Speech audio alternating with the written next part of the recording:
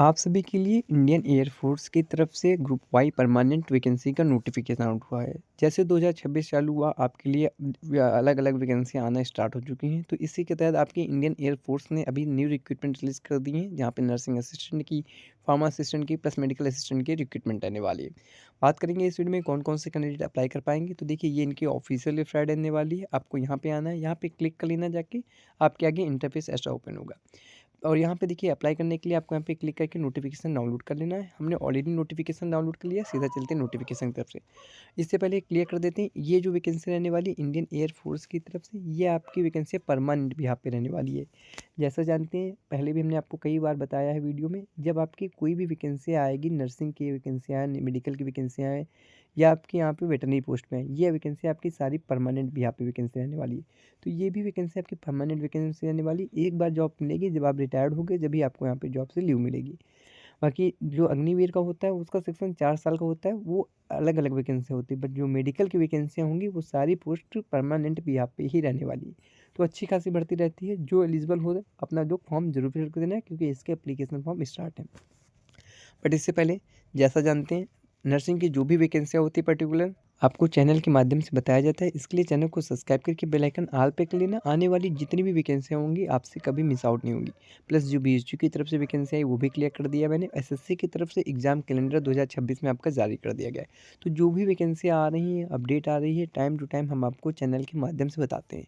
इसके लिए कि चैनल में पहली बार है, गवर्नमेंट में नर्सिंग या पैरामेडिकल की वैकेंसियाँ आती हैं, मिस आउट होती हैं, वो आपको सारी वैकेंसी कवर मिलेंगी। आज नहीं, आज के बाद भी जितनी वैकेंसी 2026 में आएँगी, आपको हर एक नोटिफ़िकेशन मिलेगा। इसके लिए बेल आइकन ऑल पे क्लिक कर लेना। अगर आप चैनल जॉइन करना चाहते हो, तो चैनल जॉइन कर लेना। यहाँ पे आपको प्राइवेट की जो वैकेंसियाँ होती हैं, प्लस जितने भी 20 प्लस मीडियस पेपर हैं, आपको यहाँ पे जॉइन करके मिल जाएगा। बाकी ये वाला नोटिफ़िकेशन आपको व्हाट्सएप पर मिल जाएगा। उसकी लिंक हमने आपको ऑलरेडी डिस्क्रिप्शन में प्रोवाइड कर दिया है। चलिए, अब बात करते हैं पोस्ट क्या रहने वाली है, क्वालिफ़िकेशन क्या रहने वाली है। तो देखिए, इसकी लिंक मैंने व्हाट्सएप पे डिस्क्रिप्शन दिया है। काफ़ी कैंडिडेट जो डाउनलोड नहीं कर पाएँगे, आपको यहीं पे पहला नोटिफ़िकेशन दिख जाएगा। जो गवर्नमेंट मेडिकल वैकेंसी आती है, प्लस जो रिजल्ट डिक्लेयर होते हैं, आपको यहाँ पे बता दिया जाता है। तो यहीं पे आपको पहला नोटिफ़िकेशन दिखेगा। आपको कुछ नहीं करना है, क्लिक करके नोटिफ़िकेशन डाउनलोड कर लेना है।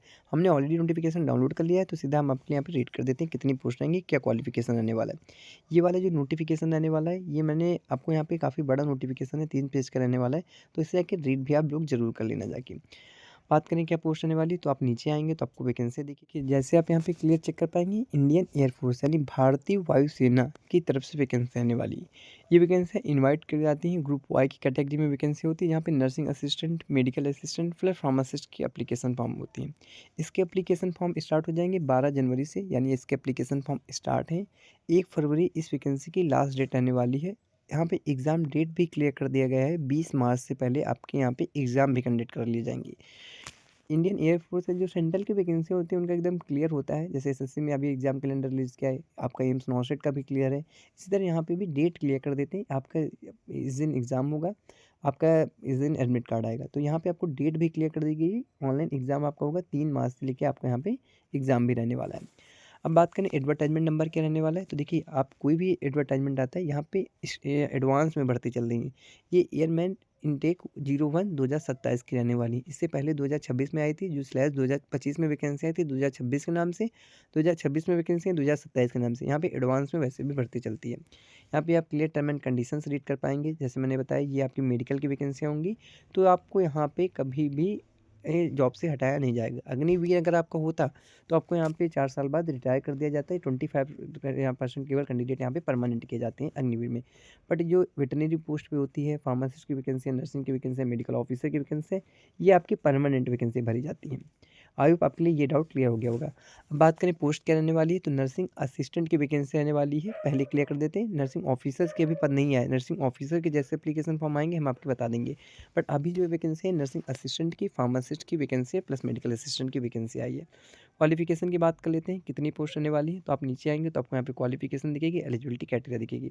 अगर आप यहाँ नर्सिंग असिस्टेंट ट्रेड के लिए फॉर्म फिल कर रहे हो, तो क्वालिफिकेशन क्या रहने वाली, 10+2 आपने अगर किया है, तो आप फॉर्म फिल कर सकते हो। प्लस आपने अगर फार्मेसी के लिए फिल कर रहे हो, यानी मेडिकल असिस्टेंट के लिए, तो आपको यहाँ पे बीएससी इन फार्मेसी कंप्लीट होना जरूरी है।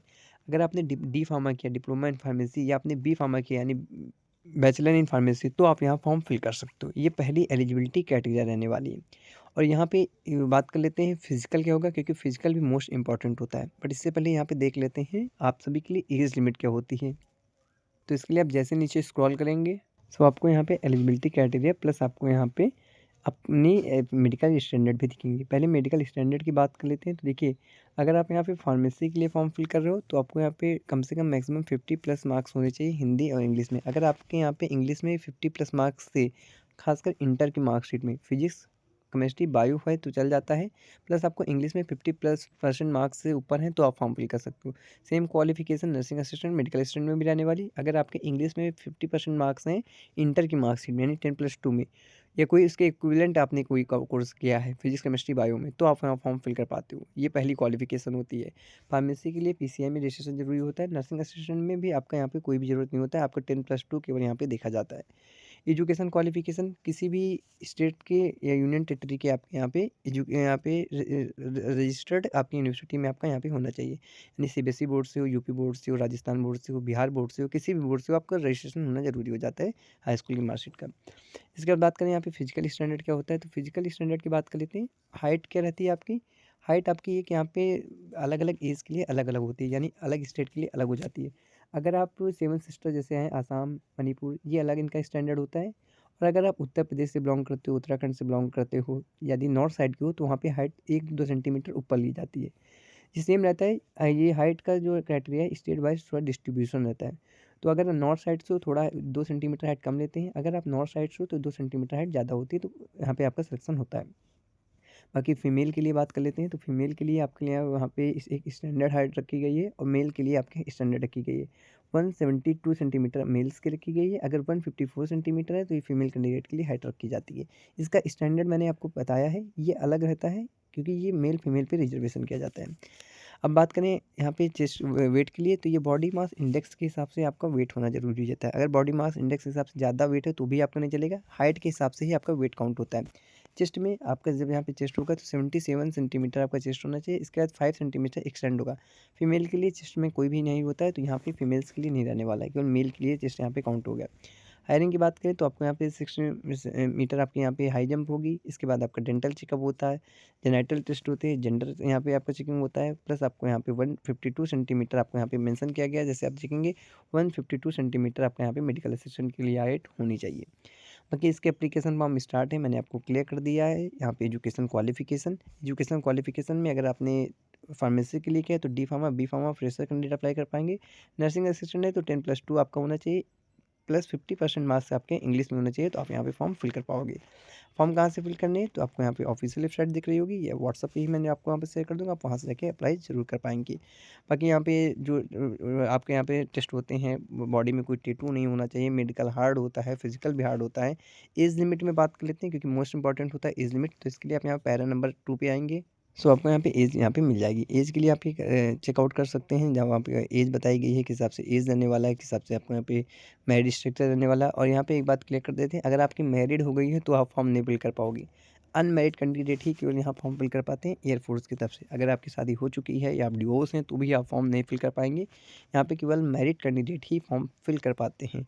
26,000 आपकी स्टार्टिंग सैलरी रहने वाली है। ओएमआर बेस पे आपका पेपर होता है, 1 माइनस में करेक्ट मिलता है, और 0.2 माइनस मार्क्स का आपका यहाँ पे रॉन्ग आंसर का कटता है। इसके बाद एडमिट कार्ड आएगा, प्रिंटेड एडमिट कार्ड ले जाना है, क्योंकि यहाँ पे एग्जाम डेट भी डिक्लेयर कर दी गई है। पैरा नंबर आप यहाँ पे सारे पैरा पढ़ लेना फॉर्म फिल करते समय, कि किस हिसाब से आपको यहाँ पे सिग्नेचर करने हैं, फोटोग्राफ फिल करनी है, आपको इमेज किस तरह अपने अपलोड करनी है, लेफ्ट सम इम्प्रेशन कैसे लगाना है, लाइव फोटो आपकी अपलोड होगी। एप्लीकेशन फ़ी 550 रुपीज़ रहने वाली है, जो सभी कैंडिडेट के लिए रहने वाली है। SC ST वालों के लिए छोड़ के, SC ST के लिए हाफ हो जाती है एप्लीकेशन फ़ीस। फीस रिफंड उनकी आएगी जिन लोगों यहाँ पेपर अटैम्प्ट करेंगे, तो एप्लीकेशन फ़ीस यहाँ पर रिफंड भी कर दी जाती है। और यहाँ पे कोई भी डाउट हो तो ये नोटिफिकेशन आप लोग ज़रूर से ज़रूर रीड कर लेना। इसकी लिंक मैंने डिस्क्रिप्शन में प्रोवाइड कर दी है, आप डायरेक्ट वहाँ से रीड कर पाएंगे। बाकी अगर कोई डाउट हो तो कमेंट सेक्शन में कमेंट कर देना। मिलते हैं नेक्स्ट वीडियो के साथ। बाकी और इसी तरह की जो भी वैकेंसी होंगी आपको टाइम टू टाइम बता देंगे। शेयर जरूर कर देना वीडियो। जब तक के लिए थैंक यू वेरी मच।